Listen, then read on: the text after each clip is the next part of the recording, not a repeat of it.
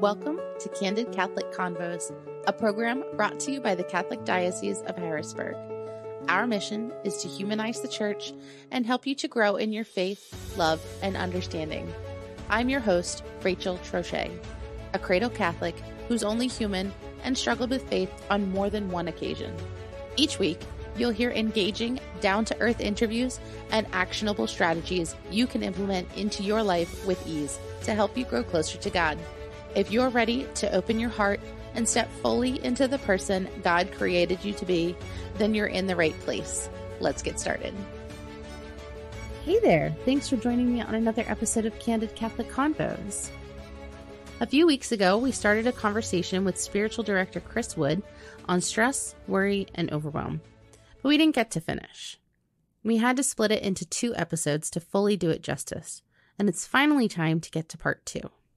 Sorry if the waiting stressed you out, but I promise there was a reason for it.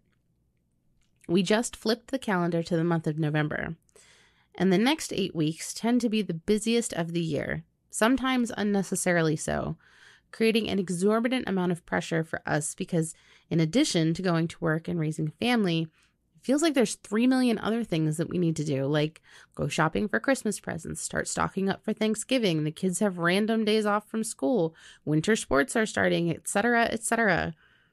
Within the last 4 weeks alone on our podcast, we've talked about the pains of infertility, politics in Pennsylvania as it pertains to pro-life legislation, vocations and career choices, all of which are sources of stress, worry, and overwhelm for many of us.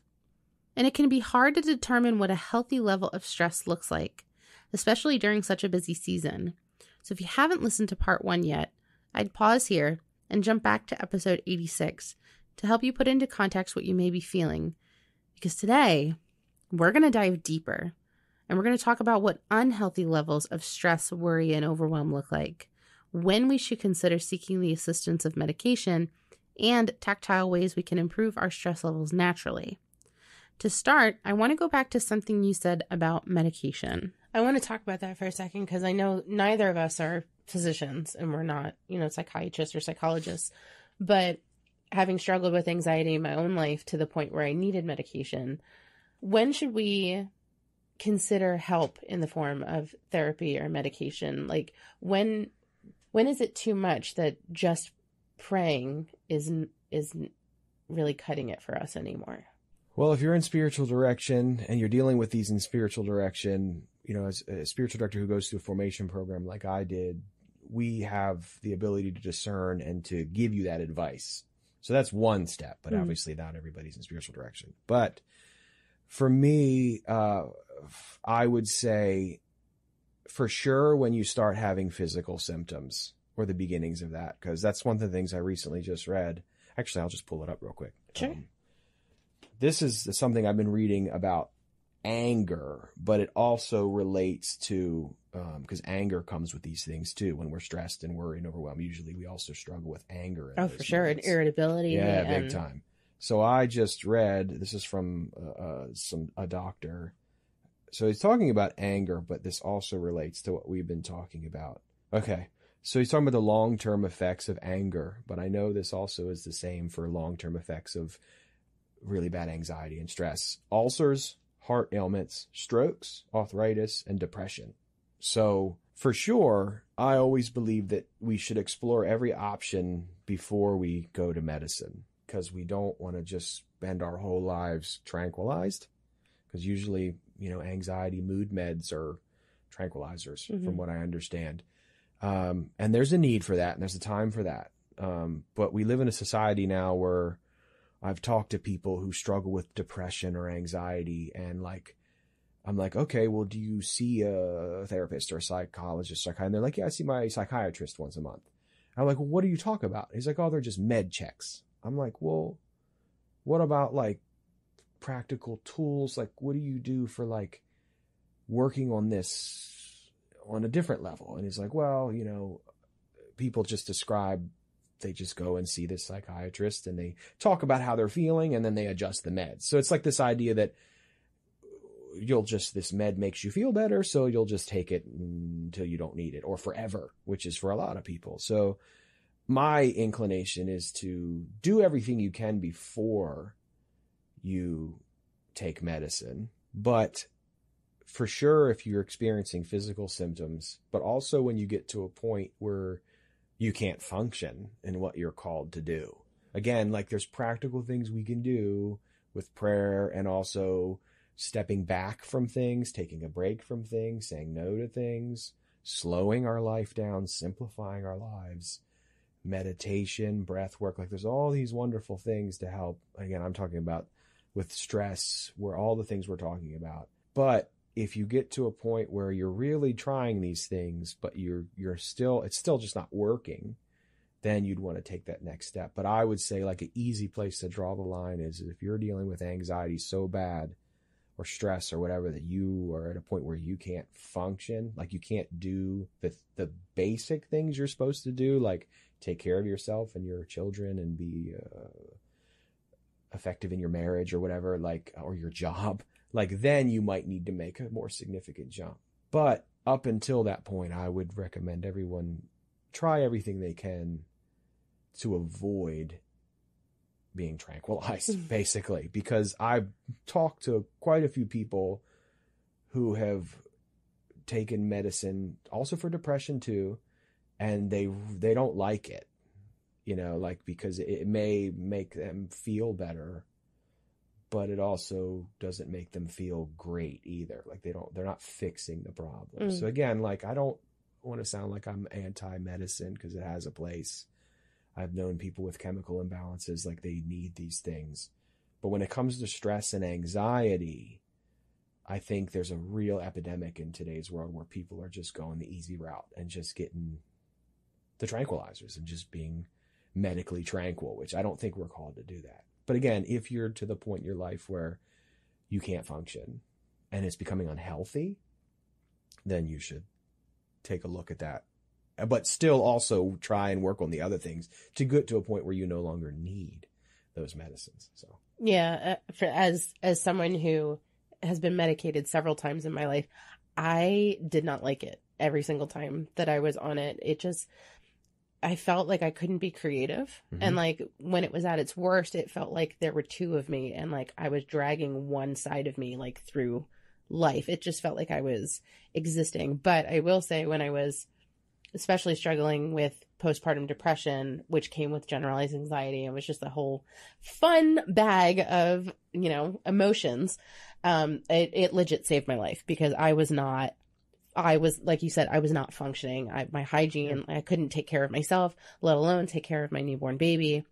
I was working and it was too much. And the older I've gotten, the more I've realized that like medication and therapy are definitely tools to keep in a box. And I feel like if you're going to do the medication route, you absolutely have to do talk therapy as well, because it's nothing but a big toolbox and you keep things in there like prayer and nutrition, especially I found, especially in the last like year, just changing how I fuel my body has done wonders for my mood and for just being able to keep a handle on that stress and anxiety of like, it doesn't seem as bad as it would have 2 years ago when I wasn't doing stuff like that. But like we talked about priorities, picking out priorities and, making stuff like moving your body or going to therapy, especially prayer, changing maybe your nutrition habits, getting outside, because we spend so much time inside. You'd be amazed and maybe you wouldn't need medication, but maybe you do. Maybe you're at a point in your life where you're experiencing physical symptoms or you can't function, let alone take care of anyone else. Show up where you need to show up, and you just need something to kind of get you over that threshold in addition to everything else. It's a tool, but it's not something that should be entirely relied upon. What we should be entirely relying upon is God, and then using everything else that he gave us to kind of make it work. Well, that's something I can speak to for a minute, is because I was going to bring up the same thing. I talked about this, I think, on the last one, about we have physical health, mental health, and like spiritual health, right? And they all affect each other but they also have to be treated separately. So like I said earlier, we may pray, God, help me, help me, help me. And he might just be like, you do these, there's things you can do. Like I said, it's not just stepping back, but you get into a good point. Like, we're talking about the relationship between our spiritual health and our mental health, but the physical health has a huge role. And that's something I can definitely talk to from my personal experience as somebody who has struggled with trying to stay at a healthy weight and diet. Like, if I'm not careful, I'll eat myself into oblivion. Same. Yeah. And like, then that's also a stress response, right? Nothing makes me feel better than a Big Mac. You know what I mean? So a milkshake, right? Or what's that guy from the Austin Powers movie? He's like, I'm unhappy because I eat, but I eat because I'm unhappy. Yeah. That's me. Yep. I get it. So I've been stuck in that too. And again, that's all band-aids of worldly pleasure, which is a whole nother thing. But the other thing is, like I said, when I'm dealing with stress and anxiety, I'm struggling the most. Like I said, I can look and see that my prayer life is messed up. Usually, always. But also my physical health is not right. So I never, ever in the world have a better day than when I have the motivation to get up, not only do my morning prayer, but also some sort of exercise. And now people are going to throw their phones out the window because I'm going to talk about diet and exercise. And please, like, Google a picture of me. I'm not the physical picture of health here, but I am a person who knows for sure that when I'm physically active and I'm eating right, which the way that suits my body, because everybody's body's different, when I am on track with that, as well as my spiritual life, my mental health is always the best. Like, I never have a better day than, like, in the fall. I hate hot weather. So like, I'm the opposite. Most people lose weight in the summer and gain weight in the winter. I'm the opposite because I don't like hot weather, and I eat like a pig all summer because of youth ministry cookouts and stuff. I could live off of hot dogs and macaroni salad. So, but in the fall, I come alive because the weather cools down and I hike and bike a lot more. So like, this time of year, I'll start getting up early because I'm up early anyway, and like hiking or biking on the rail trail or Lake Redmond or something with the sunrise. And like, those days, especially like if I go with a friend, like those days when I start my day with that. Now, again, I have a different kind of schedule. I know not everybody has that kind of work schedule. I do youth ministry full time, so I do not have a normal work schedule. But still, when I make the priority to start my day with physical exercise and prayer, and I'm putting the right things in my body, the mental health aspects almost completely go away. Like the anxiety, the stress, and that's just the practicalities of the way God created us. If you put yourself in a stressful situation, like whatever you can do exercise wise, you don't feel stressed. If you ride your bike for 2 hours or an hour, whatever, I'm talking about my thing, but like if you go for a 30-minute jog in the morning, whatever you can do, you're not going to feel as stressed because you just put your body through stress. So like, that's why people usually feel pretty relaxed after they exercise. But again, it's also, I can tell from personal, like my life, like when I'm fueling my body properly, which I'm called to do, we're called to take care of ourselves. So when I'm fueled with the right stuff, like I said, everything lines up because our physical health affects our mental and spiritual health. And the other thing I can say from personal experience I've dealt with recently is not only what we eat, but also what we consume. Because a big issue in today's society is not everyone, so many people are addicted to caffeine, which is kind of a random thing for me to bring up. But in my personal life, I've recently, my wife, because our spouses are really good at pointing out the things that we're not doing right, which is great most of the time. But she noticed that I was stressed more, which leads to me being grumpy and irritable. And she realized I was consuming higher levels of caffeine. So like for me, I'm just giving a practical example from my own life here. Caffeine is a stimulant, right? So like if you're dealing with highs of emotions, like the stress and the anxiety, caffeine's obviously not going to make that better. Right. So I had to stop because again, my physical health wasn't great, which meant I was not feeling great, and I was band-aiding it with caffeine. So like, I don't like coffee that much, but I was like using these additives because I drink a lot of water in the morning. It's something I've always been good at. But I was adding this stuff that had like a ton of caffeine and B vitamins. And I basically was drinking a giant energy drink every morning, although I was convincing myself it was healthy. And it was stimulating me and it was great in a way because I was awake and like it counteracted the sluggishness I felt because my physical health wasn't great. And it started my day. Again, that's why most people love their morning cup of coffee. But it was also with a problem I was having, it was amplifying my stress and anxiety and all the things we've been talking about because I was stimulated by a drug because that's what caffeine is. It's a drug.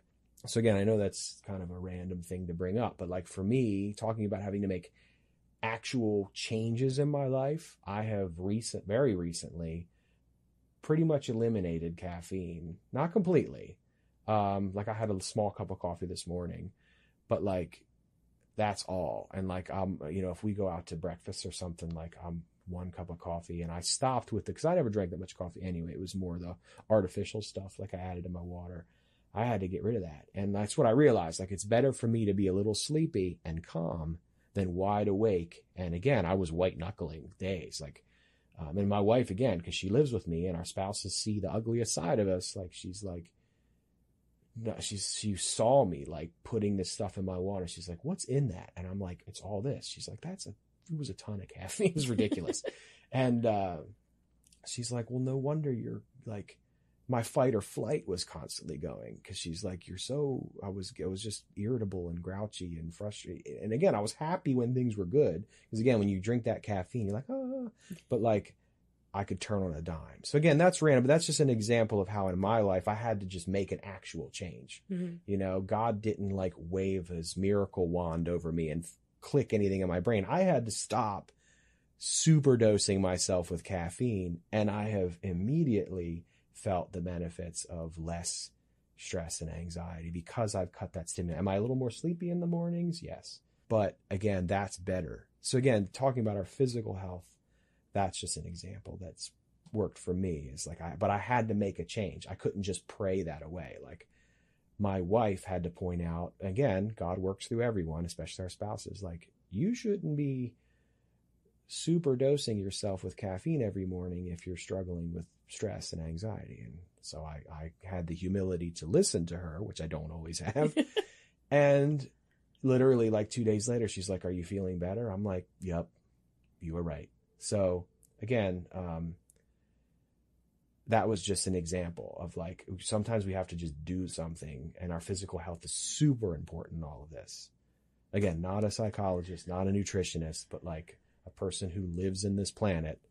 I know that all, like I said before, physical health, mental health, spiritual health, we have to work on all those things because they affect each other. So I 100% agree. I had foot surgery recently, and the first 2 weeks I was not allowed to walk. I had to have crutches. I had to be sitting on the sofa, and my mood just tanked because I went from like being somewhat active. I took my dog on a walk. I would do weights, and I had gotten back into boxing, which is something I used to do growing up. And now I'm stuck on the sofa and can't do anything. And I couldn't figure out why I was so sad all the time. And then I started working with a nutritionist to kind of like dial in my nutrition a little bit more. And she goes, well, you're not as active as you were. Like that might have something to do with your mood. She's like, what else can we do in the meantime until you're able to move? And she's like, also, did you know that there's some like really great workouts on YouTube for foot injuries? And I was like, I don't know why I didn't think of that, but eventually I worked up the strength to be able to sit and do a workout, and just getting that little bit of movement and that sweat going, it did wonders for my mood. But I want to back up to something you said about having the courage to act and to actually take action and do move. Cause I didn't have to get up and do this chair workout. I could have sat and sulked on the sofa if I wanted to. But Padre Pio used to say, pray, act, and don't worry. And if you've watched a lot of Disney, like I have, Anna in Frozen 2, she sings an entire song about depression. And when you don't know how to carry on, you just do the next right thing. If we're consumed with worry and overwhelm, how do we know what the next right thing is and just act? Well, we can quote Mother Teresa here again, because I think it was her that said that becoming a saint is just doing the next good thing. Mm. Now, how do we know what's good? Well, we study scripture, we study our faith, we participate in the church, and we learn, the difference between good and evil. God's law, God's way he's built the world, there's clear rights and wrongs and goods and bads, and we live in a world of relativism, so the society doesn't want to accept that. But the church and God teaches us that. So defining what doing the next good thing is not that difficult, because we're called to serve others. We're called to show love of God to others. So, it's not this simple, I think, when you're dealing with stress and all these things we've been talking about. I don't know if just moving forward to just do the next good, like that might not fix it. Like I said, we're dealing with something that might take more than just doing the next good thing. Like I know the song you're talking about in Frozen 2. It's a good message, but if you're struggling with crippling anxiety, it's not going to work. Right. Because that's just going to be another thing you're going to worry about doing. So that's why I said we have to back up. And again, talking about prayer, we have to surrender ourselves to God and his will and his help, but also take a look at what we already talked about, the aspects of our lives, things that need to change. We have to do something. You have to stop. Because if you're moving forward and just doing the next thing you think is good, and you're still just, I'm going to keep using the term white knuckling your life, at some point you just have to stop and step back and just prayerfully take a look at what needs to change. And that's why I said I've given different examples of that. Like, where's your prayer life at? Where are your priorities at? Are you like me, consuming huge doses of caffeine that are screwing you up? So like, you have to take a look at that. But I know the quote from Padre Pio is pray, hope, and don't worry. Oh, maybe I misquoted it. Okay. But again, there could be different ones. But so I think he gets it to, again, it's one of the pray, hope, and don't worry, or pray, act, and don't worry. St. Padre Pio, there's so much to that. But if you want to talk about Padre Pio, we have to look at the Capuchin lifestyle, right? Because he was a Capuchin friar. So if you look at his quote that looks so pretty when you paint it on your wall or put it on a t-shirt, puke, like that, there's so much more to it. Because if you look at the lifestyle of Capuchin friars, pray, hope, and don't worry makes sense for them, because they give up everything to serve God. They don't own anything. They live in community. They rely fully on just the way Jesus called his apostles. Leave everything behind and follow me. And then when Jesus left them to build the church, he's like, go out. Just go out with nothing. Like literally, like rely on God for everything, which comes through people's generosity. So like Capuchin friars, they don't really own anything. They just live their lives centered around God and serving, which we are called to do in our vocations as well. Not in the same way as married people with kids. We can't just give up everything we like. We can't. But there's still elements of that. So what they're dealing with there is detachment. They're dealing with what we're all supposed to work on is detachment. Because again, if you're stressed, if you're worried, if you're anxious, you're probably attached to some idea of the way you think things are supposed to be in your life, or you're worried about the future.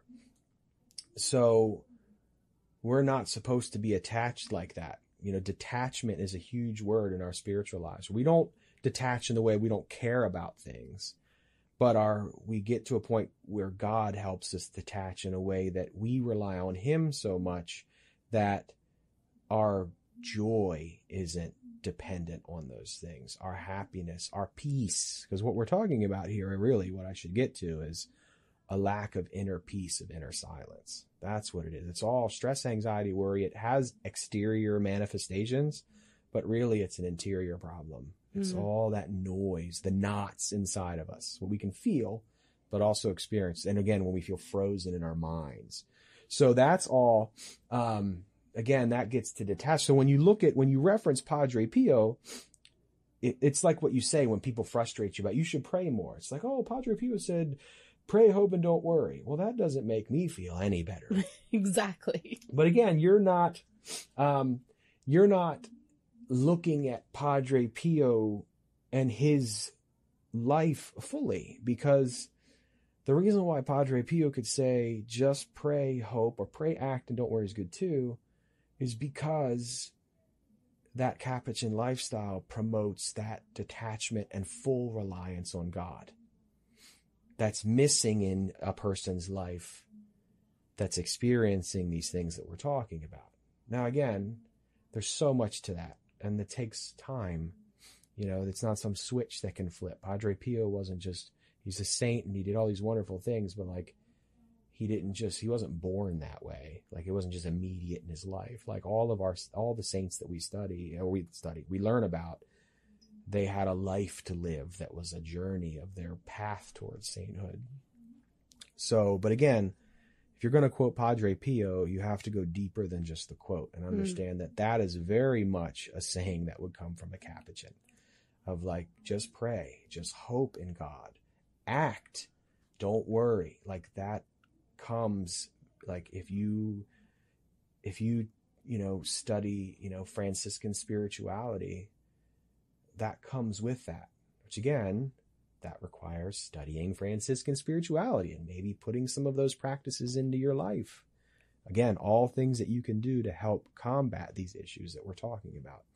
We have to stop with the wall quote lifestyle of just pray. Like, shut up. Like, yeah, come on. Choose joy. Yeah, like, okay. Like, I'm trying. There's some things in our lives that need to change, and we have to change them. God's not just going to come in and fix everything. Like I said, look at that quote I said, like, if you want to move a mountain in your life, God's going to give you a shovel, or he's going to send people in your life, like my wife, who like pointed out that thing with me. Like, you got to stop doing that because it's not helping you. And like, I had to have the humility to listen. So all of those things play into it. We've unfortunately run out of time, but if you'd like to hear the rest of this episode, you can listen to us anytime on Spotify under Candid Catholic Convos, or you can download this episode from our website at hbgdiocese.org. Thank you so much for listening. Our goal at the Diocese of Harrisburg is to walk with you on your faith journey. So if this episode resonated with you in any way, the easiest way to show your appreciation is by sharing this program with your network or by leaving a review on your listening platform. You can also support us financially by making a donation online at hbgdiocese.org/DAC and clicking the Make a Donation button. Thanks again, and we'll see you at church on Sunday.